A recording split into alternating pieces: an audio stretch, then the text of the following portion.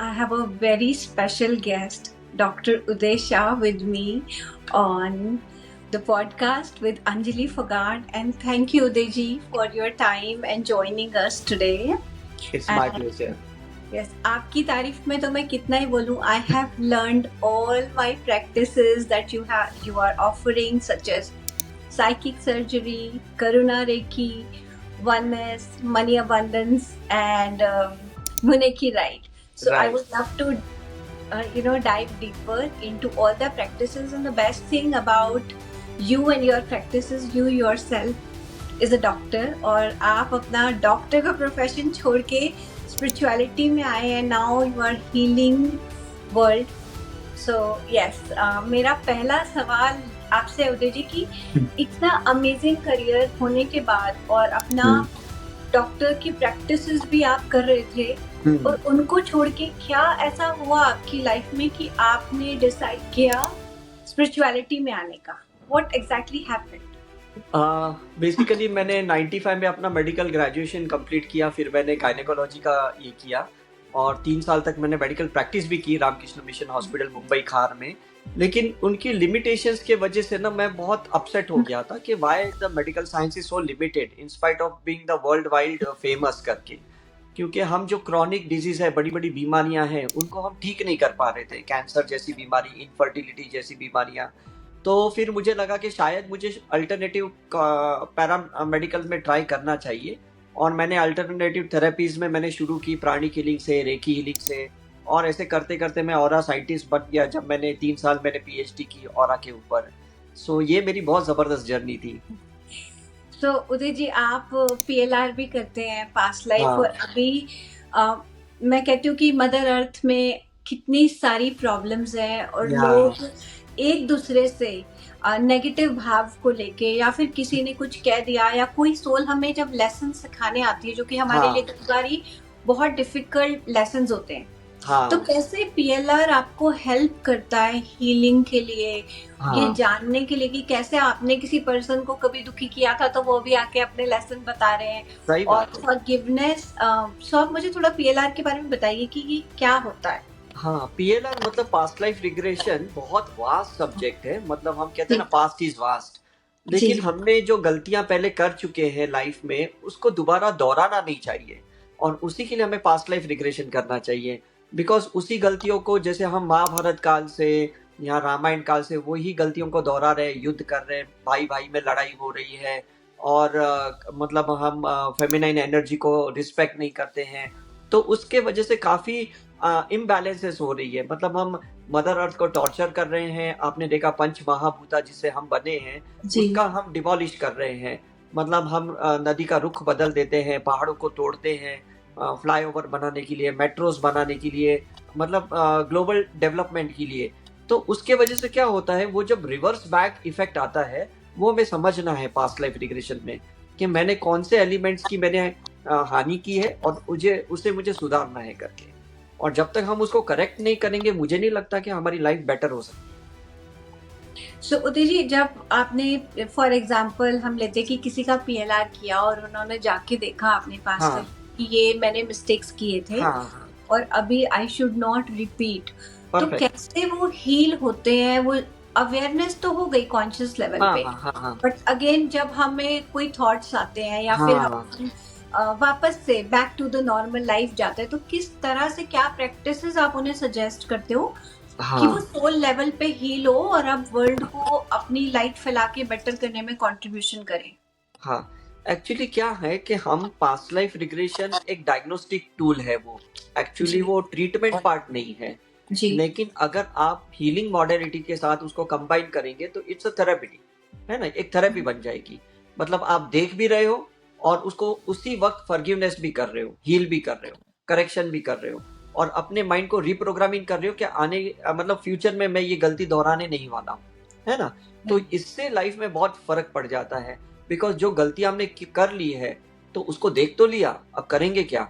तो western concept में या वेस्टर्न कंट्रीज में मैं देखता हूँ वो लोग एफर्मेशन बेस्ड हीलिंग करते हैं, रिप्रोग्रामिंग करते हैं. और ईस्टर्न कॉन्सेप्ट जो है वो मंत्र चैंटिंग से करते हैं, कुछ सिंबल से करते हैं, और कुछ जैसे अभी जैनिज्म में अभी ना मिच्छामी डोकरम चलता है, श्रमापना चलता है, फॉरगिवनेस मेडिटेशन चलता है। तो कहीं ना कहीं रिलीजियस वे और स्पिरिचुअल वे दोनों तरीके से हमें इश्यू को सॉल्व करना है। हम एक ही तरीके से नहीं कर सकते कि हमने पंडित पुरोहित को हायर किया, हमने काल सर्प दोष के लिए या पितृ पूजा के लिए हायर कर लिया, हमने पूजा करवा ली और ठीक हो गया। नहीं, what is your contribution, that is very important. तो मैं हमेशा सभी लोगों को सलाह देता हूँ कि जितने हमारे रिलीजियस प्रोसीजर इंपॉर्टेंट है सनातन धर्म के, या जो भी बुद्धिज्म, जैनिज्म, सिखिज्म या क्रिश्चियनिटी, इस्लामिक, इतना ही self realization and self transformation important है। तो उसके लिए स्पिरिचुअल प्रैक्टिस करना बहुत ज़रूरी है। तो हम करुणा, कर्म, सोल एंड डीएनए हीलिंग सिखाते हैं, हम साइकिक सर्जरी सिखाते हैं, हम वननेस सिखाते हैं, मुने की राइट सिखाते हैं। तो हम अलग अलग एलिमेंट्स की सेल्फ करेक्शन थेरेपियाँ सिखाते हैं, जहाँ पे इंसान खुद का करेक्शन कर सके। ये बहुत इंपॉर्टेंट। तो उदय जी, आपने एक बड़ी अच्छी बात बोली फॉरगिवनेस के बारे में। I know there are so many practices such as ho'oponopono और हमारे मंत्रस और डेफिनेटली मुने की राइट आल्सो। तो क्या सिग्निफिकेंस है फॉरगिवनेस का इन सारी प्रैक्टिसेस के अंदर सोल लेवल पे अंडरस्टैंड करना, हाउ इम्पोर्टेंट और how ho'oponopono helps, like this is affirmation based, which is completely different than जो हमारी भारतीय सभ्यता है, मंत्रा चैंटिंग। तो इसके ऊपर आप थोड़ी लाइट शेड कीजिए। हाँ, मतलब actually as a medical doctor मुझे ये लग रहा था कि हमारे ब्रेन के जो सेल्स है, जो न्यूरॉन्स हैं, जो न्यूरो ट्रांसमिशन करते हैं, वो सबसे इम्पोर्टेंट है। तो हम लोग है ना हर डिजीज को ना साइकोसोमेटिकली गिनते थे कि माइंड के वजह से, इमोशंस के वजह से ये बॉडी में कोई बीमारियां हैं करके। लेकिन ये जो aura research, quantum physics science के ऊपर रिसर्च करने के बाद पता चला न्यूरॉन सबसे ज्यादा हार्ट में होते हैं, ब्रेन में नहीं होते। तो जब आप होपोनोपो करते हो, फॉरगिवनेस करते हो, सिंबल्स की प्रैक्टिस करते हो, एक्सेप्टेंस करते हो, तो आपके हार्ट के न्यूरॉन्स ओपन होते हैं और वो न्यूरॉन्स हमारा ब्रेन का जो कंडक्शन होता है वहाँ हार्ट तक नहीं अटकता है, उसको फिर नीचे तक भी सिग्नल्स पहुंचाते हैं। और हमारे रूट चक्र क्लियरेंस होते हैं, सैक्रल चक्र क्लियरेंस होता है, एंसेस्ट्रल मणिपुर चक्र क्लियरेंस होता है। ये बहुत इंपॉर्टेंट है। ये मेडिकल साइंस ने कभी नहीं समझा। उन्हें लगता है हम ब्रेन्स की एक्टिविटी को चेंज करें, हम केमिकल्स को चेंज करें, हम थॉट प्रोसेस को चेंज करें, दैट इज इनफ। लेकिन दैट इज नॉट इनफ। हमें कहीं ना कहीं हार्ट को एक्सपांड करना है, हार्ट चक्र को एक्सपांड करना है। हमें कहीं ना कहीं कहते हैं ना, दिल से माफी मांगनी है, दिमाग से माफी नहीं मांगनी है। तो इसलिए ये कॉम्बिनेशन ऑफ स्पिरिचुअलिटी बहुत मायने रखता है पास्ट लाइफ रिग्रेशन में। तो उदय जी, मैं तो जानती हूँ और बहुत सारे आपके जो फैंस हैं और आपके स्टूडेंट्स भी हैं वो भी जानते हैं कि आपने इतने सारे कैंसर पेशेंट्स को भी हील किया थ्रू साइकिक सर्जरी एंड तो वो साइंटिफिकली आप थोड़ा बताएं कि कैसे वर्क करता है, बिकॉज डॉक्टर तो अपना ट्रीटमेंट कर रहे हैं। हाँ, वो तो अच्छा ही कर रहे हैं, है ना, वो तो कर ही रहे हैं और आप इस प्रोफेशन में रहे तो आप समझते हो कि उस चीज की भी क्या मायने है। But how psychic surgery helps people to heal diseases, chronic diseases, I would say, like cancer. मतलब क्या है कि एज अ मेडिकल डॉक्टर मैंने भी काफ़ी ऑन्कोलॉजी के ऊपर काम किया। मेरा बड़ा भाई भी कैंसर स्पेशलिस्ट डॉक्टर है। तो हमने ये देखा है कि बॉडी सेल्स में जो सिम्टोमेटिकली ट्रीटमेंट हम करते हैं, चाहे केमोथेरेपी से, रेडियोथेरेपी से, सर्जरी से, ये पैलिएशन है, ये टेम्पररी है कि जहाँ पे हम लोगों का सिर्फ फिजिकल लेवल पे करेक्शन करते हैं। लेकिन जहाँ पे कैंसर का ओरिजिन माइंड में हुआ है तो साइकिक सर्जरी इंपॉर्टेंट है। जहाँ पे कैंसर का ओरिजिन हार्ट पे ओरिजिन है, मतलब जिसने कोई हेट्रेट पकड़ा है, रिवेंज पकड़ा है, उसके वजह से उसको कैंसर है। फॉर एग्जांपल फीमेल्स में ब्रेस्ट कैंसर बहुत ही कॉमन फैक्टर है। तो वो हार्ट में जब होल्ड करते हैं ना, तो डेफिनेटली वहाँ के लिम्फेटिक ग्लैंड्स ब्लॉक्ड हो जाते हैं। तो जब वो करुणा हीलिंग करते हैं या होपोनोपो करते हैं तो वो सेल्स को रिलीज कर देते हैं। वहां से जो भी उन्होंने गिले शिकवाएं पकड़ी थी, ट्रॉमास जो पकड़े थे, किसी ने अब्यूज किया था वो जो पकड़ा था, जो इंसिडेंट्स, जो घटनाएं हुई थी, तो उसके बाद ना उनके सेल्स खुल जाते हैं। उनके माइटोकॉन्ड्रिया में, उनके न्यूक्लियस में एक नव निर्माण एनर्जी क्रिएट होती है। और जितना डीजनरेटिव सेल्स जो कैंसर में क्रिएट होता है वो डिटॉक्सिफिकेशन होना शुरू हो जाता है और फिर रीजनरेशन प्रोसेस शुरू होता है। साइकिक सर्जरी क्या है ना, रीप्रोग्रामिंग करता है कि कभी रिलैप्स ना हो। कोई भी कैंसर वापस 3 साल 5 साल के बाद वापस नहीं आना चाहिए। तो उसके लिए हमें ब्रेन में रिप्रोग्रामिंग करना पड़ता है। तो ये साइमल्टेनियसली दोनों ट्रीटमेंट साथ में होनी चाहिए, जहाँ माइंड की साइकिक सर्जरी और हमारी हार्ट की करुणा, कर्म, soul and DNA healing and ho'oponopono, EFT या मुद्रा थेरेपी, ये बहुत सारी इंटीग्रेशन थेरेपीज करनी पड़ती है तब जाके हमें कैंसर के क्योरिंग रिजल्ट मिलते हैं। ऐसे सिंगुलर ट्रीटमेंट करेंगे तो शायद मुझे लगता है बहुत स्लो रिजल्ट है, तब तक कैंसर बहुत स्प्रेड हो जाता है, मेटास्टेसिस हो जाता है और फिर थोड़े बचाने की चांसेस कम होते हैं। सो उदय जी, जो हमारा साई करुणा मिशन है वो ग्लोबली ये सर्विसेज को प्रोवाइड करते हैं right all over the world. तो जो बहुत सारे पेशेंट्स हैं और चाहते हैं हील होना, तो वो आपको वर्चुअली भी आपकी टीम को कनेक्ट कर सकते हैं। दे कैन एग्जैक्टली एक surgery right right and heal people. तो हम ये बात करेंगे उदय जी, जैसे हम 5 एलिमेंट्स की बात करते हैं, water, human body is made up to 80% of water. और हमारे शरीर में पंचभूता की बात करते हैं, फायर एलिमेंट, अर्थ एलिमेंट और वाटर। तो कैसे एन एयर एलिमेंट, तो वाटर, इन सारे एलिमेंट्स की significance and full moon meditation. और आई नो कि साई करुणा मिशन में बहुत सारी हीलिंग्स होती है new moon and full moon के टाइम पे, मदर अर्थ को हील करने के लिए, जैसे वॉर के टाइम पे, या फिर ग्लोबल हीलिंग्स जो हम लोगों को फ्री हीलिंग्स भी प्रोवाइड करते हैं। तो कैसे ये वाटर एलिमेंट का सिग्निफिकेंस है? क्योंकि जब बोलते हैं, ये एक बड़ा कॉमन टेस्ट है जो सबने देखा कि वाटर में एक अच्छा पॉजिटिव अफर्मेशन लिखा गया तो क्रिस्टलाइज ब्यूटीफुली हो गया, जहाँ पे उन्हें एक नेगेटिव वर्ड लेबल करके छोड़ दिया वाटर के ऊपर, तो वाटर की जो मॉलिक्यूल्स थे दे वर वेरी स्केरी। तो ये इस पे थोड़ा आप मुझे बताएं कि क्या पंचभूता की शरीर में क्या मायने हैं और कैसे इनको हील करके आप बेटर पर्सन बन सकते हैं। आपने देखा होगा कि जो कैंसर होते हैं मतलब वो अलग अलग एलिमेंट से कनेक्टेड होते हैं, है ना। जैसे अभी बोन कैंसर है तो अर्थ एलिमेंट से कनेक्टेड है, इज इट राइट। और जो भी ब्लड रिलेटेड कैंसर्स है, जैसे अभी ल्यूकेमिया है, ये सारे हैं, तो वो वाटर एलिमेंट से कनेक्टेड होते हैं, राइट। कहीं ना कहीं फायर एलिमेंट से कनेक्टेड होते हैं कि भाई इसको लिवर सिरोसिस हो गया करके, इसको पेनक्रेटाइटिस हो गया। कहीं ना कहीं एयर एलिमेंट का कैंसर होता है, जैसे उसको लंग्स फाइब्रोसिस हो गए, राइट। कहीं किसी को है ना हार्ट अटैक्स आते हैं कैंसर के वक्त भी, तो इसका मतलब उसका अर्थ एंड वाटर दोनों का एक कॉम्बिनेशन है करके। कहीं कहीं ब्रेन कैंसर हो जाता है, that is purely an ether element cancer, के जो लोग जानते ही नहीं है कि हमारी सोच से भी, सोच के वजह से भी, नेगेटिव सोच के वजह से भी कैंसर हो सकते हैं करके। तो हम क्या करते हैं, हम ऑरा फोटोग्राफी करते हैं, ऑरा स्कैन करते हैं along with the medical reports, और हमें ये पता चलता है कि इसका कॉज क्या है, इसका कारण क्या है। इवन हम पास्ट लाइफ रिग्रेशन करके ये पता लगाते हैं कि कौन से एलिमेंट्स के साथ इसने प्रेजेंट लाइफ में भी छेड़छानी की है, या पिछले जन्मों में भी इसने कोई एक एलिमेंट के साथ बहुत दुष्ट व्यवहार किया है, उसका अब्यूजिंग किया है, तो हम उसी एलिमेंट का करेक्शन करते हैं। तो शुरुआत तो हम ब्रेथ से करते हैं, एयर एलिमेंट के करेक्शन से करते हैं। उसके बाद वाटर एलिमेंट का जो मून मेडिटेशन होता है या हीलिंग प्रोसेस होती है, जिसमें इमोशनल करेक्शंस बहुत इंपॉर्टेंट है। हमारे जब तक इमोशंस जो ड्राइविंग फोर्स है वो जब तक करेक्ट नहीं होते, तब तक इंसान कभी कैंसर से फ्री हो ही नहीं सकता है। हम कितने भी उसको बाहर से ब्लड चढ़ाएं, कितने भी हम है ना ट्रांसप्लांटेशंस करें, it is all temporary treatment. Permanent क्या है, उसका पर्टिकुलर एलिमेंट को करेक्ट करना जिसके वजह से उसका कैंसर ओरिजिन हुआ है, और वो बहुत इंपॉर्टेंट है। हम एक ग्लास पानी भी लेते हैं, उस पानी में हम गायत्री मंत्र का चैंट करते हैं तो भी काफी हद तक कैंसर ठीक हो जाता है। नवकार मंत्र चैंट करते हैं या सिंबल्स डालते हैं हीलिंग के बाद, तो उससे बहुत जल्दी कैंसर में फर्क पड़ जाता है करके। तो उदय जी, क्या ये एक, जिसे कहते हैं कि एक्सपर्ट प्रैक्टिशनर ही उसे परफॉर्म कर सकते हैं, या आप खुद सीख के भी कर सकते हैं? नहीं, खुद सीख के कर सकते हैं, क्योंकि एक बार डायग्नोसिस हो गया फिर खुद को ही करता है, किसी पे डिपेंड नहीं होना है। हम आपको एक्सटर्नल हीलिंग प्रोवाइड कर सकते हैं, बट इट्स अ टेम्पररी। जो आदमी सेल्फ हीलिंग करेगा, सेल्फ रियलाइजेशन करेगा, वही तो परमानेंट है। सो उदय जी, एक बड़ा गहरा सवाल कि ईगो बेस्ड, जैसे अभी हाल ही में एक बहुत चर्चा में आया कि संत ही संत को कुछ बोल रहे हैं। अभी प्रेमानंद जी को हम सब सुनते हैं और उन्होंने अपने प्रकाश से, मतलब he is an enlightened soul, और अपने प्रकाश से कितने लोगों को अच्छे मार्ग पे लेके आए।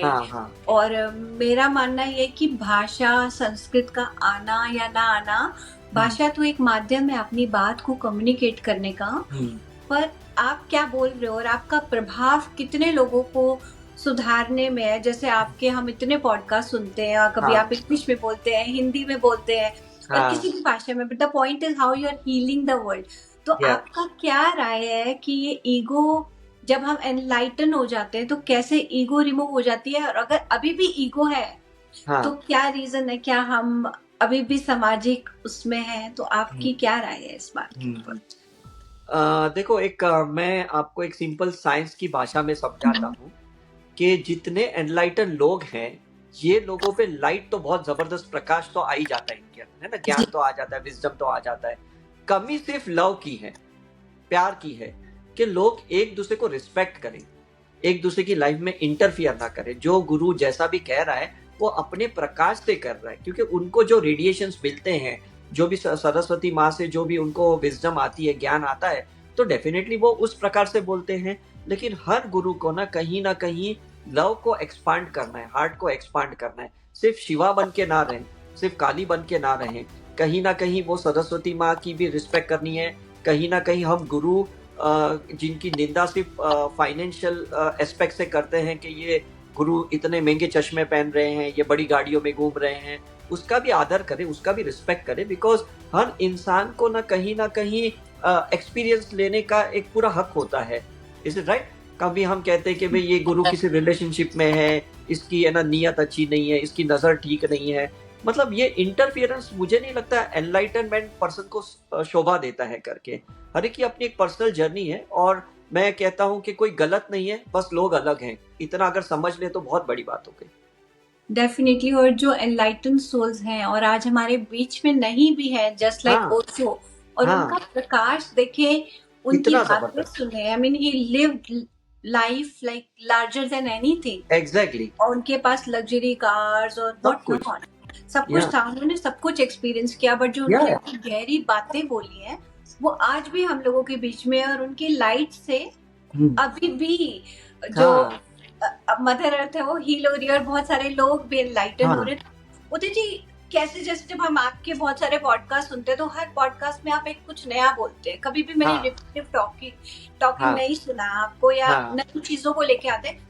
तो what do you want to say about downloads? क्या ये चैनल होता है आपको मैसेज, या फिर इतनी हाँ विजडम, क्योंकि इतनी सारी बुक्स पढ़ने के बाद कैसे आती थी wisdom, and what do you want to say about downloads हाँ। चैनल?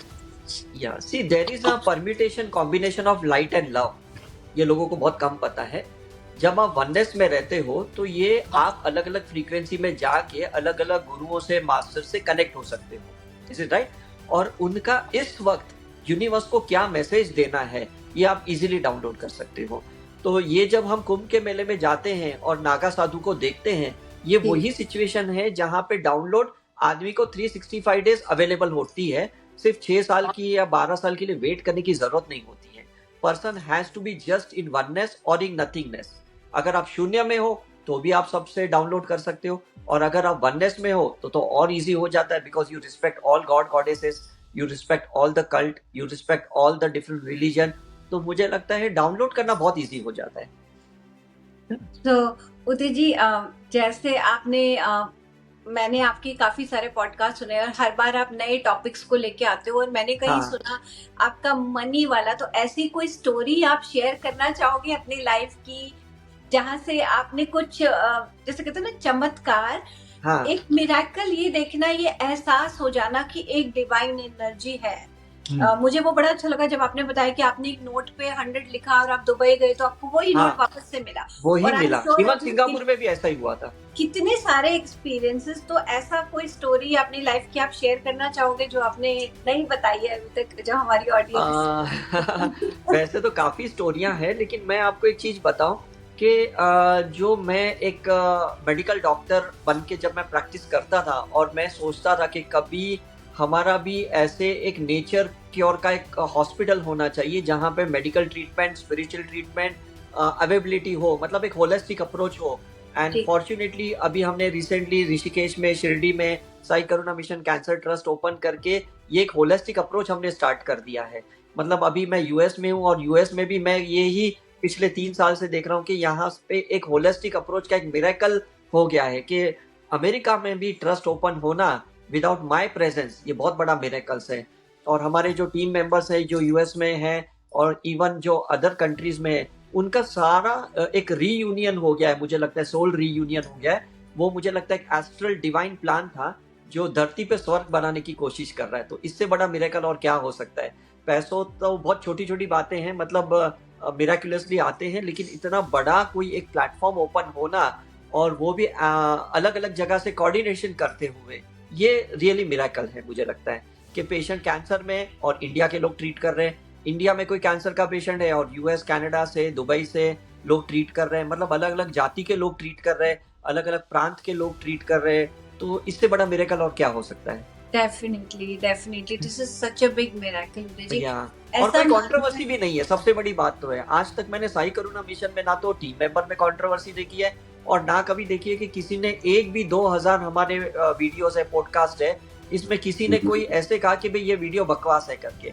कोई समझता नहीं है, ये बात अलग है, लेकिन जो समझते हैं, जो जानकारी है, वो कभी भी इस बात को गलत करेंगे नहीं, क्योंकि हम साइंस के थ्रू रिप्रेजेंट करते हैं। हमारी अपनी कोई फिलोसॉफी नहीं है, हमारी अपनी कोई थेरेपी नहीं है, हमारा कोई अपना कॉन्सेप्ट नहीं है, इट्स टोटली साइंस बेस्ड। मतलब यंग जनरेशन को भी ये चीजें बहुत इजीली डाइजेस्ट होती है, ये बड़ी बात है। क्योंकि अभी जो यंग जनरेशन है प्रेयर्स को लेके वो हर चीज, वो तो साइंटिफिकली बैक रीजन क्या है। एग्जैक्टली तो सबसे अच्छी बात साई करुणा मिशन की ये है कि वो हर चीज जो शिव शक्ति तत्व की भी बात की जाती है, या ये पूरा साइंटिफिकली है। हमारे अंदर ही शिवा है और हमारे अंदर ही शक्ति है, और जिस दिन उसका यूनियन हो जाता है तो हम बाहर लव सीख करना है, एग्जैक्टली बंद कर देते हैं, फॉरगिव करना शुरू करते हैं। ये एक बड़ी अच्छी चीज है।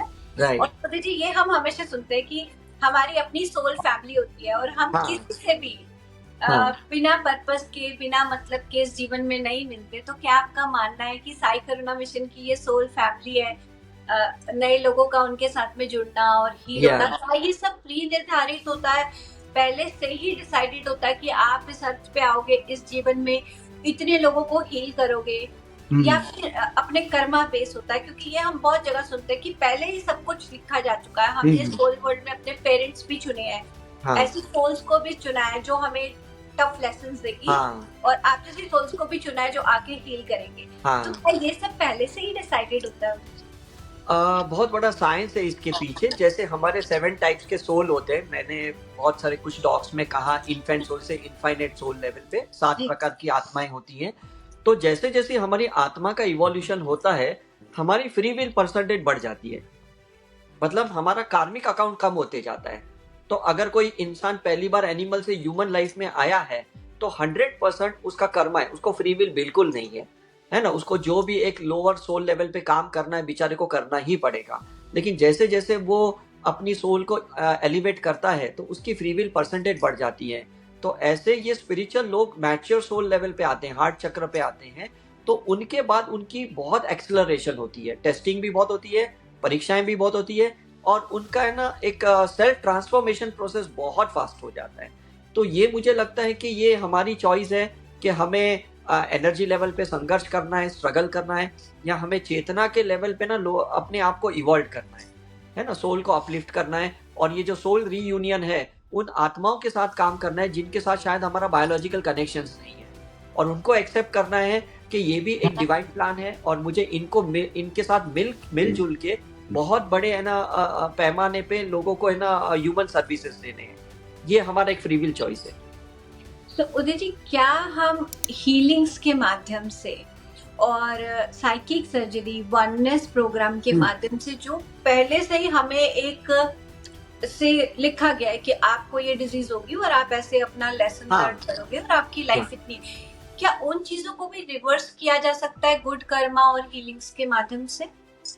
देखो, वेस्टर्न कंट्री में मैंने देखा है कि लोग स्पिरिचुअल ज्यादा है, रिलीजियस कम है। मतलब उनका भी मानना है कि जिंदगी में कोई भी चीज आप बदल सकते, राइट। तो मुझे लगता है ईस्टर्न कंट्री वालों को तो और इजी होना चाहिए, बिकॉज हमारे यहाँ तो मतलब कहते हैं ना गोल्डन एरा है, कितने संत है, कितने गुरु हैं जो हमें गाइड करते हैं, मार्गदर्शन देते हैं। ओनली उसको ओपन हार्ट से एक्सेप्ट करना है, कंपैरिजन नहीं करना है कि पहले मुझे धर्म में ये सिखाया, पहले के गुरु ने ये सिखाया, अब ये गुरु तो कुछ अलग ही कह रहा है। वो अगर एस्पेक्ट छोड़ दे कंपैरिजन वाला, तो मुझे लगता है इंडिया से अच्छा कंट्री कोई नहीं है, जहाँ पे एनलाइटनमेंट भी इजी है, मोक्ष भी इजी है, निर्वाणा भी इजी है। आपने देखा बुद्धा, महावीर, तीर्थंकर, उनको मिला कहाँ? इंडिया में ही तो सब कुछ मिल गया था, is it right? But unfortunately western country वाले अब वो स्पिरिचुअल एस्पेक्ट एक्सेप्ट कर रहे हैं ईस्टर्न कंट्री के गुरुओं का, संतों का, लेकिन ईस्टर्न में लोग अभी भी कर्मकांड पे अटके पड़े, अभी भी धर्मों के कॉन्सेप्ट पे अटके पड़े। तो हीलिंग ज्यादा काम आती है। हीलिंग जब आप सीखते हो ना, तो आप रिलीजियस से स्पिरिचुअल हो जाते हो, और उसके बाद आपका माइंड ब्रॉड स्पेक्ट्रम हो जाता है, आपके डायमेंशन चेंज हो जाते हैं, आपका परसेप्शन चेंज होता है, आपका नजरिया बदल जाता है। और मुझे लगता है वही अच्छा तरीका है सभी लोगों के लिए कि आपके खुद के सेल्फ कर्म क्लियर करो, दूसरे पे डिपेंड मत रहो आप। तो उदय जी, जैसे बोलते जब आपको मोक्ष या भगवत प्राप्ति होती है, हाँ, तो आप परमात्मा में लीन हो जाते हैं, मिल जाते हैं, हाँ, और फिर से आप इस मदर अर्थ पे नहीं आते, और maybe you heal in a different manner. या तो क्या अच्छे कर्मा से और इस भगवत मार्ग पे चल के कोई भी मोक्ष और भगवत की प्राप्ति कर सकता है, या फिर ईश्वर ने कुछ ही आत्माओं को चुना है भगवत प्राप्ति के लिए? नहीं नहीं नहीं, ईश्वर ऐसे कोई चुनता नहीं है। ईश्वर तो एक लाइट है, वो कैसे कोई चुनेगा। उन्होंने एक है ना ऑटो सिस्टम रखा है, जो आदमी उस क्राइटेरिया को फॉलो करेंगे तो वही राम बन जाएंगे, वही जीसस बन जाएंगे, वही महावीर, बुद्धा, गुरु नानक देव बन जाएंगे। बस हमें ये देखना है उन्होंने क्या फॉलो किया, हमें उनको फॉलो नहीं करना है। बस ये गलतियां हम कर रहे हैं, है ना। क्योंकि अगर उन्होंने जिस चीज को फॉलो किया तो डेफिनेटली उस पाथ पे तो एनलाइटनमेंट लिखा हुआ ही है, मोक्ष लिखा हुआ ही है, नो डाउट अबाउट इट। लेकिन उनको अगर हम फॉलो करेंगे तो उनके कार्मिक अकाउंट को भी हमें गो थ्रू करना पड़ेगा। तो दैट इज रॉन्ग कॉन्सेप्ट, और लोग समझ नहीं रहे कि भाई महावीर के भी कोई पास्ट लाइफ हुए होंगे, बुद्धा के भी हुए होंगे, साईं के भी हुए होंगे, गुरु नानक के भी हुए होंगे। तो हम क्यों किसी पर्सन को रोल मॉडल बनाएं और उनको फॉलो करें, इसके बजाय वो फॉलो करें जो उन्होंने एंड तक फॉलो किया था। तो that is the best way. भगवान थोड़ी किसको रोक रहे, है ना। तो उदय जी, जाते जाते मेरा फाइनल सवाल, आप उन लोगों के लिए क्या मैसेज देना चाहेंगे जो इस मार्ग पे चलना चाहते हैं और वर्ल्ड में अपना प्रकाश फैला के मदर अर्थ को हील करना चाहते हैं, और बहुत सारी सोल्स को कलेक्टिवली हील करना चाहते हैं, हीलर्स के लिए, और जो मोक्ष की तरफ बढ़ना चाहते हैं, कर्मों से छूट के दूसरों को भला करने के लिए अपना जीवन जीना चाहते हैं, वैसे लोग कैसे शुरुआत करें इस मार्ग पे आने की? उनके लिए आप क्या मैसेज देना चाहोगे? शुरुआत तो सिंपल है कि भाई जितना समय आपके पास 24 आवर्स है, खुद पे फोकस ज्यादा करें, खुद के थॉट को देखें, खुद के इमोशंस को देखें, खुद के एक्शंस को देखें, खुद के कार्मिक अकाउंट्स को देखें, खुद की सोल जर्नी को देखें, खुद के जो भी वीकनेस एंड स्ट्रेंथ है उसके ऊपर काम करें। और उसके लिए उन्हें सभी को हीलर तो बनना ही पड़ेगा, उनको अपनी ऑरा एनालिसिस करनी पड़ेगी, उनको अपनी सेल्फ सेंसिटिविटी बढ़ानी पड़ेगी। हम दूसरे पे सेंसिटिविटी कम करें, दूसरों के लिए रिएक्ट कम करें, खुद के लाइफ में एक्शंस ज्यादा लें। मुझे लगता है यही मैसेज मैं सबको देना चाहूंगा। थैंक यू उदय जी, आपकी विजडम का प्रकाश यूएस से और इंडिया की ऑडियंस तक फैलाने के लिए, और मैं इसका माध्यम बनी उसके लिए lot of gratitude. My pleasure.